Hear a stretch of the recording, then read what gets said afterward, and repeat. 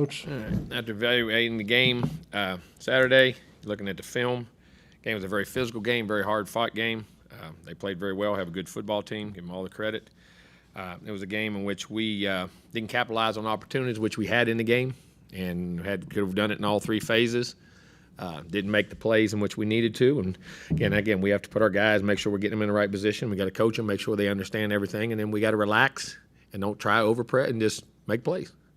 I mean, we could have had some interceptions early in the game that could really change things. Had a fumble in the red zone and gave up a drive. I mean, those type of things. They were big momentum swings and had a great opportunity to come back right before the half.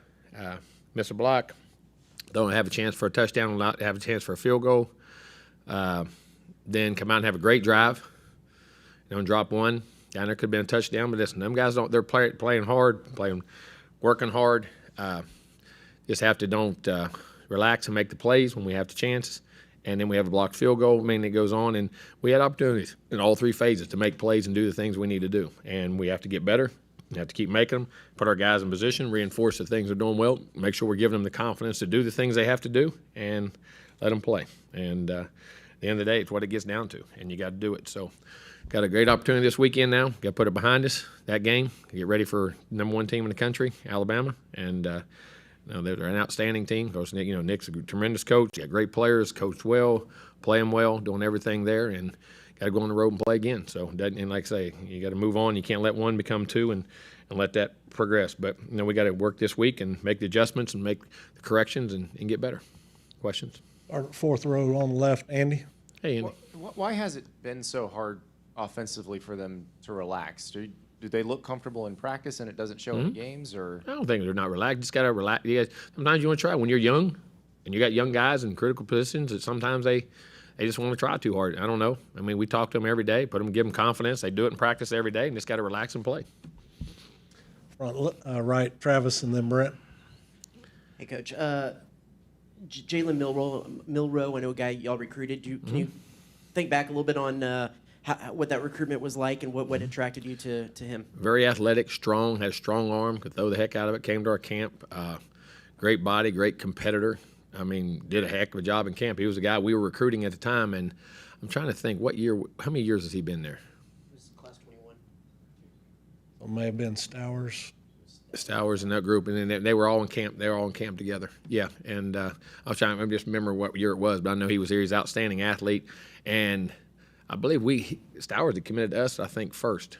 I think to that, and then he went to Alabama, I believe. But there's an outstanding player, athletic, strong, throw it a mile. I mean, hit what he throws at, very accurate that way, and then tremendous athlete. You feel like he was a guy that we were recruiting him. Oh, yeah, we were recruiting him. We were definitely recruiting. Stay on the right, Brent, and then to the left side. Any update on Max Johnson? No, we'll go day to day. Just, bang his hand. We'll evaluate him as he goes day to day. And then obviously Haynes would be the guy. Yeah, right now we'll get Haynes and Connor ready to play if there's something there. But if not, we'll have to wait and see if Max can. That's day to day. So we'll have to judge. He'll get as much reps as he can too. So in May, you sit up there and you urged reporters to check into Coach Saban's background, to Nick Saban's background, and say, what was the intent of that, and do you feel like it and that's over with. He and we're in great shape. We're great things, and we moved on. You had said at that point it was over. We've moved on. Yeah. So things are good now between y'all? We're in good shape. We're moved on. Front left, Zach. Jimbo over here on the left. Yes. When it comes particularly to offense, and it very well might piggyback off of what Andy asked, you talk about execution a lot. And your teams, obviously, in the past have been able to execute on offense. Why has it been so difficult for this particular team? Each person's different. Each group's different. Each personnel thing's different. And sometimes it's not always the same guy all the time. Guys take a turn. If one guy takes a turn and one guy takes a turn, and then all of a sudden, it can mess up a drive. And that's just the way football is. It's the ultimate team game. It takes all 11 at all times to play and do well. And we just have to keep working at it, making sure we get it and get them the confidence to be able to do it and go to play. Can youth be used as a factor in that? Youth is always a factor, but it's not. It doesn't matter. That's who you're playing. You know what I mean? And those guys are very talented. They're very good, and they do it well. And they do it most of the time on the field, all the time. Just occasionally at certain points, certain times, haven't been perfect yet. It hadn't all clicked yet. And we have to keep working that. We have to give them the confidence, and we have to give them the knowledge. and educate them and coach them well to make sure they're in the right space, doing the right thing consistently in practice to allow them to go to the game. And listen, those guys are playing their tails off. It has nothing to do with want to or not wanting to, and they will get it.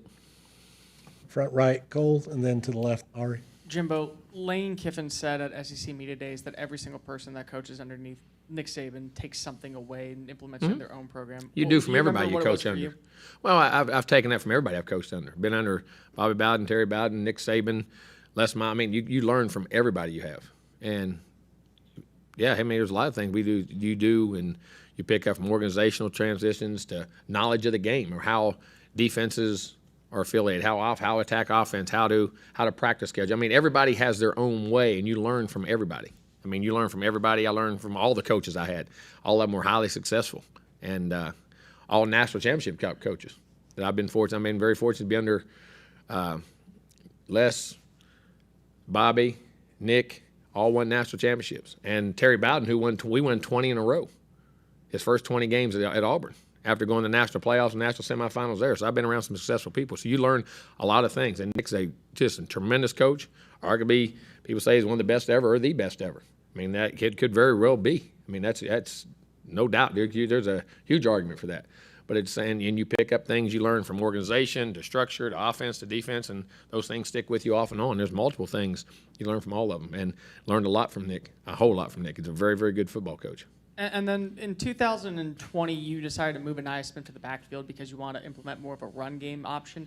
With a guy like Devon Achane, who has been effective as a Well, we receiver, actually did it in 2019. at the end of 2019, and then for the start of 2020, you want to put him in the backfield. But for a guy like Devon Achane, just for a security blanket with him with his hands, would you maybe consider giving him a little bit more reps in the slot just as a receiving option? Oh, we put him out there. We do at times, and also how your young backs go and where you can put him and move him around. He has the ability to do that, and he'll be able to do that. Yes.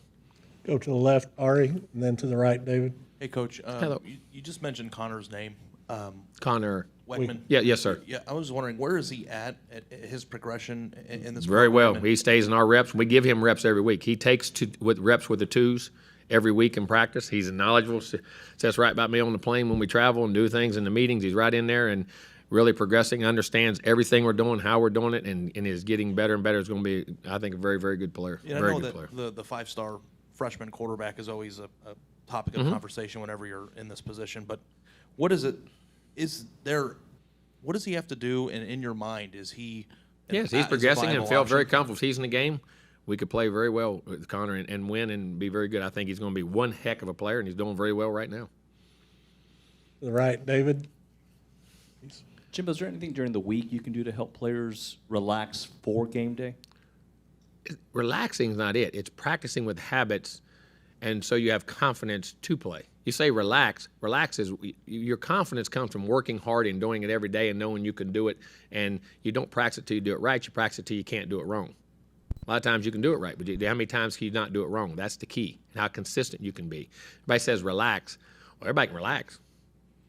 Take a deep breath and relax. You know what I mean? But at the end of the day, that's not confidence is what allows you to play well. And you practice well, then you have confidence and you play well. And then you make a few plays in the game. Like I say, if we happen to get those picks or happen to make that catch or not fumble, and all of a sudden your whole persona changes based off one or two plays and how you do things. That's just a game. That's any game. I don't care if it's football, basketball, baseball, anything you do. You just got to keep pressing as far as work habits, but then you got to understand that when the plays are there, relax, be fundamentally sound, put your nose on the ball when you catch it, or put your hands where you got to be when you block it, or when you're going to intercept it, make sure you're in the right position or whatever it is, and just do it over and over every day in practice. The left, Cease, and then to the right, Ola. When you graded the offensive line, do you feel that they moved forward last week, and what problems? Well, I'm going to say this. We ran the football very well. You go back and watch it. We ran the football very well. I mean, opened the first drive, 8-7-3, 13-4. Next drive had great runs, a big 20-yard run right off the bat, and then we had 13-8 and 13 when we fumbled. That was in the first three drives. I mean, we were averaging almost 10 yards a carry, 9 yards a carry, first three series of the game running the football. And then we had two pickups inside that we come off a twist that they didn't come in pass pro. And that's where the sacks come from. But running the football, I thought we were excellent. And for the most part, we had a couple little screw-ups in there on the twist game that we come off a guy and should have been on the first, take the first penetrator, and the back take the second, and we come off on it, let the first one go and picked up the second. So, it was that simple. I know it sounds, but that's what happened. And but they did progress, and I think we're running the ball very well, and we're getting better in pass pro. I think those guys did a good job on the edges. What changed on your defense? Because you stopped them the first 2 times, and then after that, they seemed to get in rhythm. They made plays in the first 2 drives. They got some first downs. They got up to midfield and punted us back. But we had opportunities, like I say, to have those. You hit those 2 interceptions, and now what's the perception of it? You know what I'm saying? And where you're going, you got to make those plays too. So they just got in a rhythm, hit some plays, and they had a contested catch coming off the goal line. There was a jump ball, I think, down the sideline. I think they only hit 2 or 3 balls really over 10 or 15 yards. A lot of short throws and catches and runs and what they did. But we just got out of rhythm, and they got some confidence. And they got a couple runs. They bounced the edges a couple times. We, as I said, we had the edge control and tried to step in and make a play and give up the corner a little bit. And we got to fit it a little bit better from the secondary. And they just got in a roll, and they're a good team. Did you blitz much or basically stay 3-man? Or We blitzed a little, not a ton, but we brought some blitzes. Didn't stay 3 the whole time. It brought blitzes at times. Second row on right, Olin. Yeah, Jimbo, what is it that makes you so optimistic that the execution is coming and not? Because I know the guys in practice. I see them practicing. I see them do it.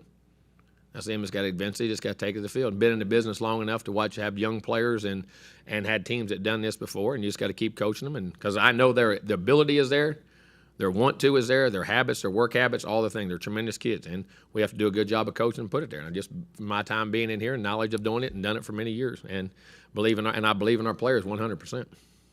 And well, do you still believe 100% in DJ and his defensive scheme? Sure do.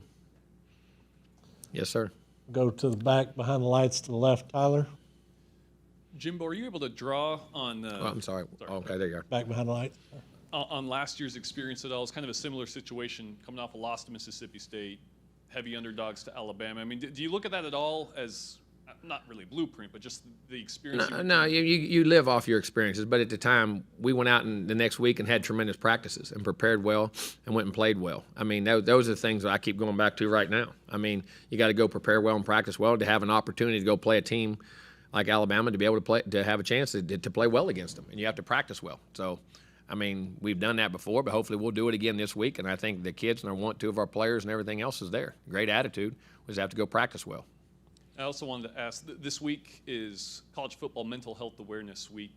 Just kind of in your words, and we talk about the physical preparation, but just the importance of that. Let me tell you something. In today's time, that is the biggest issue in college sports, bar none. Because of the pressures that are put on these kids from social media, from media, it's just what they read, what's out there every day, what people say every day. You put yourself out there to be scrutinized, criticized, and those young kids get it. I mean, constantly. I mean, we as grown-ups, we accept it, we do it, but those kids get that each and every day. Think of it, your kids. You know what I'm saying? And it is a huge problem. It's a major problem. It's a major problem in our society, not just college football. But it is a major, major, major, major, major issue with what's going on. And when you say and do things, and because those kids, it matters, and they have families, and it matters, and it does hurt them. That's why we try to tell them, ignore it and stay off of it. That's why I wouldn't even have it. I mean, it's a big problem for those kids, and it's a lot more than maybe we even think and know. Go back behind the lights to the right, Coach Ben. Coach, do you have any update as to how Jalen's been doing? Who's that? Jalen Jones. I've seen him be doing fine. Seems to be doing really fine.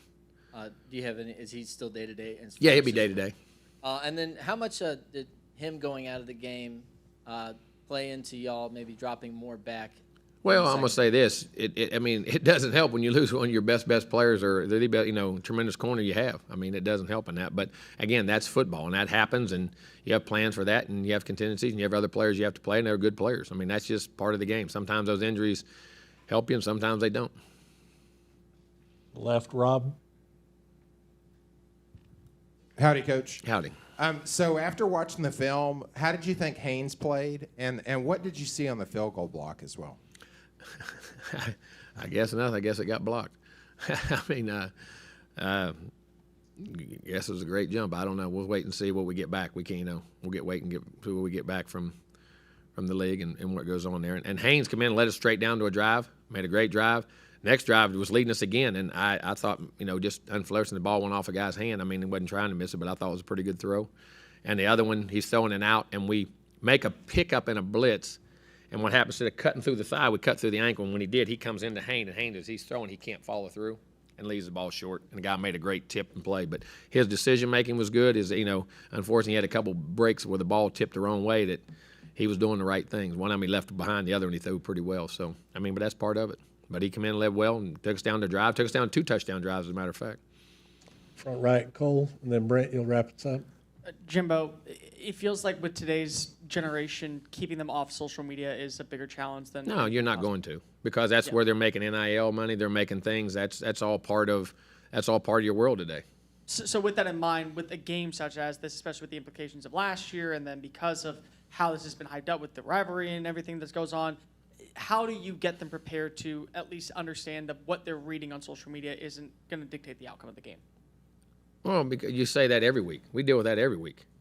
I mean, that's a process in which we talk about every week, and we call eliminate the clutter and eliminate people that aren't part of us inside. Because you know what's happening, we know what's happening, that's what you have to trust and believe in. And that's no offense to anybody else or anybody out there. It's a world we live in. And then they want to have a joyous time and get off social media. I mean, but you're not going to. That's just the world where they live in and the way they have today, and it's unfortunate, really.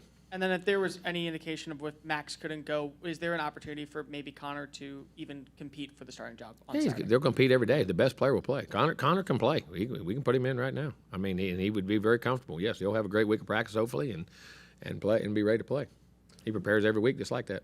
Go Brent, and then Travis, you'll wrap us up. I think if I recall, Haynes made his debut, or at least against Alabama, at Alabama a couple of years 2 ago. years ago. Mm-hmm. And in terms of his evaluation, how have you seen him handle the past few weeks? Been excellent. Stepped right in the other day against Mississippi State. He stepped right in the middle of a drive and took us down. And him and Max work hand in hand every day. They sit together, go over plays, go over concepts, talk about ideas. Very active in the meetings, very open in the meetings, helping Max. Hey, I see this. I mean, coming off to the field, he's a tremendous human being. Handled the situation as well as any human can ever be expected to, and actually was a benefit and a help to Max on the information and things that are going on. You said Max day to day. Do you anticipate Haynes starting Saturday night? I don't know. We'll go day to day. Go to your left there, Travis. You wrap us up. What do you want me to do? Call Nick and tell him? I mean, guys, come on, man. Go ahead, Travis. Yeah, Coach. With their 2 quarterbacks, I assume y'all are scheming for either one to go, Bryce or Jalen. Well, you said we were, so I was just. Are you? Yeah, I guess we are. Yeah, we'll look at what both does and play. Yes. And how does that? I thought you said we were. I was waiting for the question. My bad.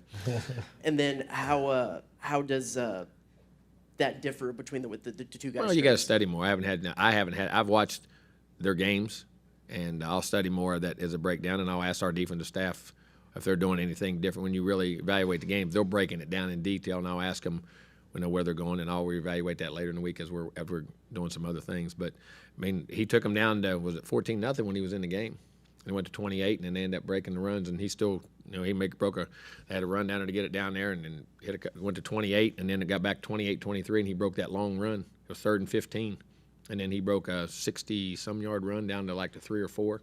Then they got in, and then they broke 2 other runs. So I mean, he played probably from the middle of the second quarter. That'd be right. I'm gauging. I think about the middle of the second quarter on. So he done very well. He did it on the road and against a tough opponent. All right, Coach. Thanks for your time. Thank you.